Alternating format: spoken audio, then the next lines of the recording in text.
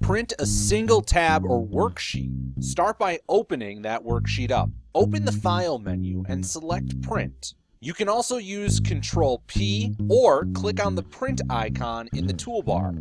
In the print menu, there are lots of options. Choose the current sheet to print a single worksheet and not the whole book. Choose the page orientation of your PDF. I'm choosing Portrait since the data is vertically written. You can scale the data relative to the sheet. This example scales best to the width of the data.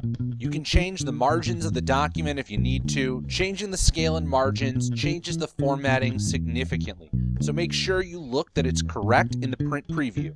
Click on Next and it'll take you to the print menu. From here you can print to any printer on your network. If you save as a PDF, you can create a file on your computer.